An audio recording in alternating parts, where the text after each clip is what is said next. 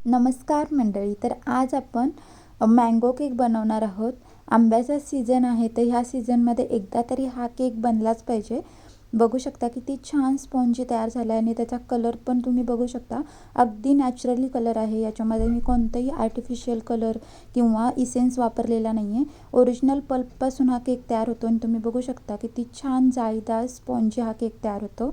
आतमधूनही तुम्ही बघू शकता किती छान जाळीदार तयार झालेलं आहे आणि सगळ्या केकला इव्हनली कलर आलेला आहे. आणि जी खालची साईड असते जास्त बेक झालेली ती तर मला फार आवडते. तर चला आधी आपण मँगो आहे तो कोणता घ्यायचा मी सांगते. तर हा हापूस आंबा आहे. कोणत्याही जातीचा तुम्ही आंबा घेऊ शकता. फक्त एकच कंडिशन आहे, तो छान पिकलेला आणि मस्त गोड चवीचा असला पाहिजे, म्हणजे केक आहे तो परफेक्ट चवीने बनून तयार होतो. तर सगळ्यात आधी आपल्याला काय करायचं आहे, आंबा आहे तो छान धुवून घ्यायचा आहे. जर तुम्ही पेटीतला आंबा वापरताय तर त्याला 10-15 मिनटं पाण्यामध्ये भिजत ठेवायचं आणि मगच वापरायचं, म्हणजे त्यातील हीट आहे ती कमी होते. आणि सगळ्यात महत्त्वाचं म्हणजे हे मेजरिंग कप हे तुम्ही आवर्जून वापरा. म्हणजे केक वगैरे असे कोणते डेझर्ट वगैरे आपण बनवतो तेव्हा मेजरिंग कप खूप महत्त्वाचे असतात. इझिली मार्केटमध्ये 100 to 150मध्ये मिळून जातात. तुम्हाला जर बेकिंग करायला आवडत असेल, तुम्ही वरच्यावर करत असाल तर हे नक्की घेऊन या. तुम्हाला खूप युजफुल आहेत, कारण कोणताही केक असू दे किंवा असं बेकिंग करण्याच्या कोणत्याही गोष्टी असू दे, त्याच्यामध्ये माप आहे ते खूप महत्त्वाचं असतं. चमच्याने किंवा वाटीने आपण जेव्हा घेतो तेव्हा हमखास ते पाठीपुढे होतं आणि आपला जो पदार्थ आहे तो चुकण्याची शक्यता असते. त्यामुळे आवर्जून मी तुम्हाला सांगेन, जेव्हाही तुम्ही केक वगैरे बेक करताय तेव्हा मेजरिंग कपचा वापर करा, म्हणजे रेसिपी आहे ती परफेक्ट बनून तयार होते पहिल्याच प्रयत्नात. तर सगळ्यात आधी मी काय करते, आंबा आहे तो असा सोलून घेते. तुम्हाला जसं हवं, जसं सोपं वाटतं तशाप्रमाणे तुम्ही याचा पल्प काढून घेऊ शकता. म्हणजे इथे मी प्रमाणात तुम्हाला 1 आंबा किंवा 2 आंबे असं सांगणार नाही आहे, कारण आपण आंबा जो घेतो तो लहान मोठा असू शकतो. त्यातील आपण सालं काढतो किंवा आतील बी असते ती काढतो, त्यामुळे त्याचं प्रमाण आहे ते पाठीपुढे होतं. त्यामुळे आपण आंबा न मोजता त्याचा जो पल्प आहे तो मोजून घेणार आहे, म्हणजे प्रमाण आहे ते कुठेच चुकत नाही. तर तुम्ही बघू शकता जसं का मी त्या आंब्याला सोलते, तर बघून अगदी तोंडाला पाणी सुटायला हवं एवढा छान आंबा आहे हा. त्याच्यावरची स्किन आहे ती किती छान दिसते, एकदम रसरशीत असाच आंबा घ्यायचा आहे. तुम्ही कोणत्याही जातीचा घेऊ शकता, पण छान असा रसरशीत पिकलेला आणि डार्क रंगाचा घ्यायचा, म्हणजे आपल्याला केकमध्ये आर्टिफिशियल कलर आहे तो टाकायची गरज लागत नाही. ओरिजिनल कलरमध्ये आपला केक मस्त असा तयार होतो. तर बघू शकता मी असे छोटे छोटे कट दिले त्याला आणि कट करून घेतले, कारण छोट्या छोट्या पीसमध्ये कट करायचं, म्हणजे आपण जेव्हा मेजर करतो आंब्याला तेव्हा परफेक्टली तो मेजर होतो. त्यामुळे असे जवळजवळ कट द्यायचे, बारीक बारीक असं कट करून घ्यायचं. तुम्हाला हवं तर तुम्ही सगळा पल्प काढून एकदा मिक्सरला फिरवून तो पल्प जरी मोजलात तरी चालेल, पण ती उगाच ॲडेड प्रोसेस होते आणि उगाच आपल्याला तो वेळ वाया जातो, म्हणून मी ही प्रोसेस दाखवले. छोट्या छोट्या पीसमध्ये कट केलं की इझिली पल्प निघतो आणि काही आपल्याला प्रॉब्लेम येत नाही. तुम्ही बघू शकता किती सहज हा पल्प निघालेला आहे. आणि सगळ्यात महत्त्वाचा म्हणजे आंबा पूर्ण छान पिकलेला आहे आणि दिसतानाच तो किती छान दिसतोय की त्याची चव एकदम छान गोड आहे. आणि हापूस म्हटल्यावर शंकेचं कारणच नाही. तर सगळा पल्प मी ते काढून घेतला आणि मी मोजून घेतला होता. 1 कप पल्प आहे, 1 कप पल्प आपल्याला घ्यायचं आहे. तर आता आपण काय करायची पुढची तयारी करूया. तर सगळ्यात आधी मी ते साखर मेजर करून घेते. तर आंबा गोडीला खूप छान होता, त्यामुळे साखर आपण याच्यामध्ये खूप जास्त वापरत नाही, अर्धा कपच वापरतो. तर इथे आपण कोणताही मैदा किंवा कोणतंही पीठ न वापरता रव्यापासून केक बनवतो. जो बारीक रवा असतो ना शिरा बनवायचा, तो रवा आहे हा. तुम्हाला हवं तर तुम्ही मोठा रवा घेतला तरी चालेल, कारण आपण याला ग्राइंडरमध्ये पिसूनच घेणार आहोत. तर 1 कप व्यवस्थित मोजून मी रवा घेतला आहे. मी त्यासाठी अर्धा कप साखर घेतलेली आहे, कारण गोडवा आहे जो फळाचा स्वतःचा गोडवा आहे तो छान आहे. आणि फ्लेवर देण्यासाठी मी इथे 4 इलायची आहेत त्या सोलून घालते. इथे सोलूनच घालायच्या. जर आपण तशाच सालीसकट घातल्या तर त्यात साली आहेत त्या व्यवस्थित बारीक होत नाहीत आणि केकमध्ये अशा कचकचीत लागतात, म्हणून आपल्याला इथे साली न वापरता सोलून व्यवस्थित 4 इलायची घालायच्या आहेत. तुम्हाला हवं तर तुम्ही इथे केसरच्या काड्या घातलात तरी चालेल. आंबा केसर हे कॉम्बिनेशन आधीपासूनच खूप छान आहे, तुम्हाला हवं तर तुम्ही घालू शकता. तर आता हे जे रवा आणि साखर आहे ते आपल्याला छान वाटून घ्यायचं आहे. खूप फाईन पावडर केली नाही तरी चालेल. तसं बघायला गेलं तर रव्याची खूप फाईन पावडर होतच नाही, पण बऱ्यापैकी असं सरसरीत वाटून घ्यायचं, म्हणजे केक आहे तो इव्हनली बेक होतो. जर आपण असंच वापरलं तर जेव्हा आपण कट करतो ना केक, तेव्हा त्यातून खूप सारे क्रम्स निघतात आणि व्यवस्थित तो कट होत नाही, म्हणून आपल्याला ही प्रोसेस करायची आहे. आता छान असं आपण वाटून घेतलं तर याला एकदा चाळणीतून गाळून घ्यायचं, म्हणजे चाळून घ्यायचं. हे यासाठी करायचं कारण आपण छान याला वाटून घेतलंच आहे, पण जेव्हा आपण ह्याला चाळतो तेव्हा जे ड्राय इन्ग्रेडियंट्स असतात ना त्याच्यामध्ये हवा क्रिएट होते आणि पीठ आहे ते हलकं होतं आणि केक आहे तो मस्त स्पॉन्जी व्हायला मदत होते. म्हणून कोणताही प्रकारचा जेव्हा तुम्ही केक करताय ना तेव्हा ड्राय इन्ग्रेडियंट्स आहेत ते कधीही असे चाळून घ्यायचे, म्हणजे त्याचा इफेक्ट आहे तो एकदम छान मिळतो आपल्या रेसिपीमध्ये. तर बघू शकता छान असं मी हे पीठ आहे चाळून घेतलं आहे. आता याला आपल्याला बाजूला ठेवायचं आहे आणि सेम जे भांडं घेतलं होतं आपण मिक्सर जार ते न धुता घ्यायचं आहे. त्याच्यामध्ये हा सगळा पल्प ॲड करायचा. मी आधीच सांगितलं होतं तुम्हाला हा 1 कप पल्प आहे. 1 कप पल्प व्यवस्थित होतं त्याच्यासाठी अर्धा कप दूध मी आता घालते आहे. म्हणजे ह्याच्यामध्ये मलाई आहे ती पूर्ण घेतलेली आहे मी दुधावरची, याने छान अशी चव येते केकला, मस्त असा रिच केक तयार होतो. अदरवाईज तुम्ही नाही घातलात तरी चालेल, पण जर दूध तापवून वरती साय आली असेल तर ती नक्की घाला, म्हणजे चव आहे ती खूप छान येते. आणि छान असं स्मूथ वाटून घ्यायचं आहे आपल्याला. 1 ते 2 वेळा तुम्ही पल्स मोडमध्ये फिरवलात तरी चालेल आणि नंतर कंटिन्युअसली चालवायचं, म्हणजे एकदम छान फाईन प्युरी तयार होते याची. जर तुम्हाला वाटत असेल की कुठेतरी मध्ये याचे चंक्स राहिलेले आहेत तर तुम्ही डाऊट न घेता याला पुन्हा गाळून घेतलात तरी चालेल, पण मला इथे गरज वाटली नाही. तुम्ही बघू शकता किती छान फाईन पेस्ट तयार झालेली आहे. तर ही सगळी पेस्ट आहे तशी आपण आता रवा आणि साखर आपण जे वाटून घेतलं होतं त्याच्यावरती घालायचे, कारण व्यवस्थित अशी आपली पेस्ट तयार झाले.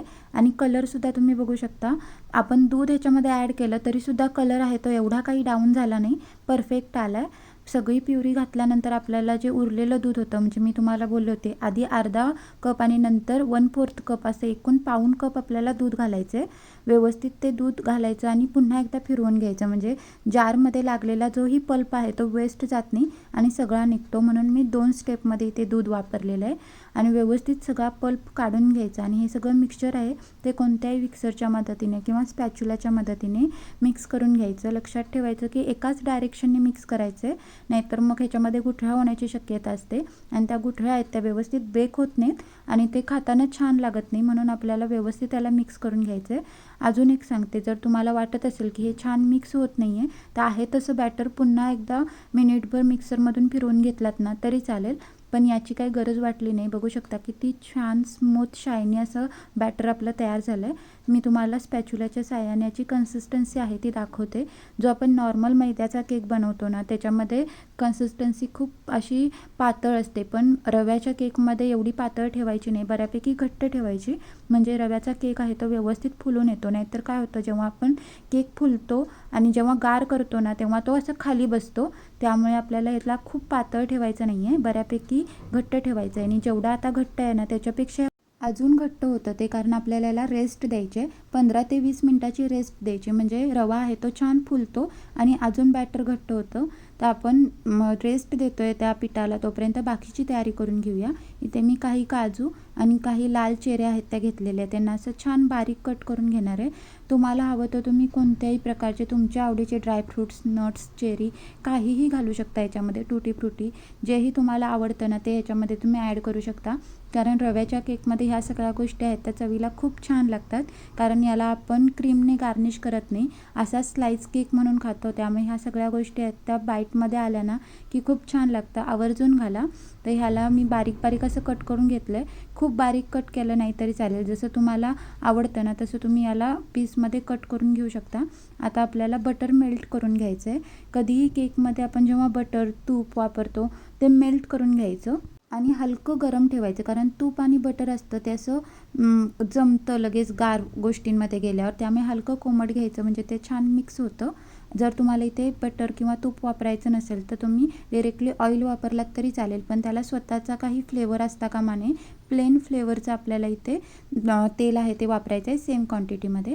आता मी काय केलं आहे, थोड्या टुटी फ्रुटी घेतल्यात आणि चेरी आहे त्याला चमचाभर गव्हाच्या पिठाने असं कोट करून घेतलं आहे, म्हणजे जेव्हा आपण बॅटरमध्ये या सगळ्याला मिक्स करू तेव्हा ते व्यवस्थित मिक्स होईल आणि सगळ्या बाजूला इव्हनली स्प्रेड होऊन राहील. जर तसं नाही केलं, नुसतं प्लेन आहे तसंच घातलं तर ते बॅटरमध्ये तळायला जाऊन बसतं. तसं होऊ नये म्हणून आपल्याला ही छोटीशी स्टेप करून घ्यायची आहे. आणि तुम्ही बघू शकता बॅटर आहे ते किती छान घट्ट झालं आहे. जवळजवळ 20 मिनटं झाली होती, मी 20 मिनटाची याला रेस्ट दिली होती. आता याला व्यवस्थित असं पुन्हा एकदा मिक्स करून मी बाजूला ठेवले. आणि सगळ्यात आधी स्टेप आपल्याला करायची आहे ती म्हणजे ज्या भांड्यामध्ये आपण केक आहे तो बेक करणार आहे त्याला प्रीहीटिंगला ठेवायचं. जवळजवळ 7 ते 8 मिनटं याला छान प्रीहीट केलं पाहिजे, म्हणजे केक आहे तो इव्हनली बेक होतो, एकसारखा कलर येतो त्याला, म्हणून ही गोष्ट करायची. झाकण आहे ते व्यवस्थित सील करायचं. त्याचा होल आहे तो पूर्ण पॅक केला आहे मी. आणि बारीक गॅसवरती म्हणजे जो गॅस शेगडीचा सर्वात छोटा बर्नर आहे त्याच्या बर्नरवरती एकदम लो फ्लेम करून आपल्याला याला केकला बेक करायचं आहे. आणि प्रीहीटिंगलासुद्धा लो फ्लेमवरतीच ठेवायचं आहे. ही महत्त्वाची गोष्ट आहे, नाही तर व्यवस्थित बेक होत नाही केक. मी ते काय केलं, एक राऊंड आकारचा टीन घेतला आहे, त्याच्या आकाराने ते बटर पेपर कट करून घेतला आहे आणि त्याला व्यवस्थित लाईनअप केलं आहे. तुम्हाला हवं तर तुम्ही ऑइल ग्रीस करून त्याच्यावरती मैदा छिडकलात असा तरीसुद्धा केक आहे तो इझिली डिमोल्ड होतो. तर बघू शकता मेल्ट केलेलं बटर आहे ते थोडं थोडं हलकं गरम आहे. तर ह्या स्टेजला आपल्याला याच्यामध्ये 3 टेबलस्पून बटर घालायचे. तुम्हाला हवं तर तुम्ही तेलही घालू शकता, तूपही घालू शकता, तुमच्या आवडीप्रमाणे. फक्त माप आहे ते अजिबात चुकवायचं नाही, म्हणजे परफेक्ट केक तयार होतो. तर मी ते बटर आहे ते घालून घेतले. सोबतच जे आपण ड्रायफ्रूट्स आणि चेरी पिठामध्ये कोट करून ठेवल्या होत्या त्या सगळ्या व्यवस्थित पीठ आहे ते सोडून, म्हणजे पीठ वगळून आपल्याला याच्यामध्ये घालायचं आहे, पीठ अजिबात घालायचं नाही. आणि जे कट करून ठेवलेले काजू होते तेही घातलेत. आता आपल्याला याला स्पॅच्युलाच्या मदतीने कट फोल्ड करत व्यवस्थित मिक्स करून घ्यायचं आहे एकाच डायरेक्शनने. डायरेक्शन चेंज करायची नाही, नाहीतर मग ते व्यवस्थित मिक्स होत नाही. कोणताही केक तयार करताना ही गोष्ट लक्षात ठेवायची, एकाच डायरेक्शननी गोष्टी आहेत त्या मिक्स करायच्या. एकदम छोट्या छोट्या गोष्टी असतात आणि मग त्या आपण विसरून जातो आणि केक आहे तो आपला चुकतो आणि आपण म्हणतो सगळ्या स्टेप तर आपण एकसारख्याच केल्या, मग आपला केक का झाला नाही व्यवस्थित. तर असं होऊ नये म्हणून ह्या छोट्या छोट्या गोष्टी लक्षात ठेवायच्या. व्यवस्थित मिक्स करून घ्यायचं आधी आणि मग याच्यामध्ये मेन इन्ग्रेडियंट्स घालायचं, म्हणजे केक फुलण्यासाठी आपण घालतो ते म्हणजे बेकिंग पावडर. इथे मी दही वगैरे काहीच वापरलेलं नाही, त्यामुळे बेकिंग सोडा नाही वापरणार आहे मी. पण 1 टीस्पून आपल्याला बेकिंग पावडर व्यवस्थित मेजर करून घालायचे. प्लेन करून घ्यायची, अशी एकदम भरलेला चमचा नाही, प्लेन चमचा बेकिंग पावडर घालायचे, एकाच ठिकाणी घालायची. आणि चमचाभर विनेगरनी त्याला ॲक्टिवेट करायचं. तुम्हाला हवं तर तुम्ही लिंबूचा रस गाळून घेऊन त्याने ॲक्टिवेट केलात तरी चालेल, पण ॲक्टिवेट करणं खूप महत्त्वाचं असतं, म्हणजे त्याच्यात व्यवस्थित रिॲक्शन तयार होते. आणि याला व्यवस्थित मिक्स करून घ्यायचं सेम प्रोसेसनी कट फोल्ड करतच.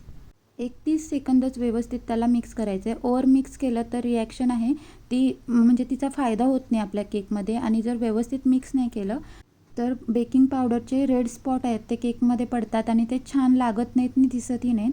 त्यामुळे ह्या काळजीपूर्वक गोष्टी करायच्या. आणि व्यवस्थित त्याला मिक्स करून झाल्यानंतर आपण जे टीन तयार करून ठेवलं होतं त्याच्यामध्ये घालायचं. जेव्हा आपण याच्यामध्ये बेकिंग पावडर किंवा बेकिंग सोडा टाकतो त्यावेळी आपल्याकडे अजिबात वेळ नसतो, त्यामुळे टीन तयार करून घेणं, भांडं प्रीहीटला ठेवणं, ह्या सगळ्या गोष्टी आपण आधी करून घ्यायच्या आहेत, म्हणजे आयत्यावेळी गडबड होत नाही. सगळं बॅटर आहे ते मी व्यवस्थित असं टीनमध्ये घातलेलं आहे. सगळं व्यवस्थित बॅटर फुसून याच्यामध्ये घालायचं. हलकं 2 ते 4 वेळा टॅप करायचं, म्हणजे याच्यामध्ये एअर बबल्स असतील ते निघून जातात आणि केक इव्हनली बेक होतो. आणि आता मी वरून थोडे टुटी फ्रुटी, चेरी, ड्रायफ्रूट्स असे स्प्रिंकल केलेले आहेत. याने केक दिसायला खूप छान दिसतो आणि खायलाही छान लागतो. हे पूर्णपणे ऑप्शनल आहे, कारण आपण आतमध्ये सुद्धा चेरी वगैरे घातलेत. जर दिसायला तुम्हाला छान हवं असेल तर ही स्टेप तुम्ही करू शकता. सगळे ड्रायफ्रूट्स वगैरे घालून झाले की पुन्हा एकदा आपल्याला याला टॅप करायचं 1 ते 2 वेळा, म्हणजे सगळे वरून घातलेले ड्रायफ्रूट्स आहेत ते बॅटरमध्ये फिक्स होतात आणि जेव्हा आपण याला कट करतो तेव्हा ते असे गळून पडत नाहीत, म्हणून ही स्टेप करायची. तिकडे जवळजवळ 10 मिनटं झाले होते प्रीहीटला ठेवून भांडं. तर मी आता केअरफुली याच्यामध्ये टीन ठेवलेलं आहे, व्यवस्थित झाकून लो फ्लेमवरती आपल्याला याला 45 ते 50 मिनटं बेक करून घ्यायचं आहे. मध्ये अजिबात झाकण उघडायचं नाही, नाहीतर बाहेरची हवा आतमध्ये जाऊन केक आहे तो मधून बसतो. जवळजवळ 53 मिनिटांनी मी याला ओपन केलेलं आहे आणि एक स्टिक आहे ती इन्सर्ट करून बघायची. क्लीन आली तरच आपला केक छान बेक झाला आहे समजायचा. 2 ते 3 ठिकाणी मी स्टिक आहे ती इन्सर्ट करून बघितले, म्हणजे सगळ्या बाजून आपला केक इव्हनली बेक झाला आहे. आता याला मी बाहेर काढून एका कोणत्याही जाळीवर ठेवायचं, म्हणजे तो पटकन गार होतो. आणि वरून ओपन न ठेवता कोणत्याही साफ कॉटनच्या कपड्याने त्याला झाकून ठेवायचं आहे, म्हणजे तो वरून ड्राय होत नाही, आहे तसा छान मॉइस्ट राहतो. म्हणून ही स्टेप करायची. आणि पूर्ण केक गार झाला की मगच आपल्याला याला डिमोल्ड करायला घ्यायचं आहे. 20 मिनटं झाली होती, पूर्ण केक 100% रूम टेम्परेचरवर आला होता. आता याला आपण डिमोल्ड करून घेऊया. तर त्यासाठी काय करायचं, त्याचे एजेस आहेत ते असे सुट्टे करून घ्यायचे कोणत्याही चाकूने, म्हणजे इझिली तो डिमोल्ड होतो. हा केक खूप सॉफ्ट असतो, त्यामुळे डिमोल्ड करताना खूप काळजीपूर्वक करायचा, नाही तर पटकन तो विस्कटू शकतो. गरम गरम असतानाच जर डिमोल्ड करायला गेलं तर त्याचे क्रम्स निघतात किंवा तो तुटण्याची शक्यता असते. त्यामुळे पूर्ण रूम टेम्परेचरवर आणायचं, मगच डिमोल्ड करायचं. आपण खालचा बटर पेपर आहे तो काढून बघूया. आणि कलर किती छान आला आहे तुम्ही बघू शकता. एकदम छान इव्हनली कलर आलेला आहे. वरतून आपण कोणताही आर्टिफिशियल कलर घातला नव्हता. तर तुम्ही बघू शकता मस्त असा स्पॉन्जी केक हा तयार झालेला आहे. जसं आपण त्याला दाबतो पुन्हा आपल्या स्थितीमध्ये येतो.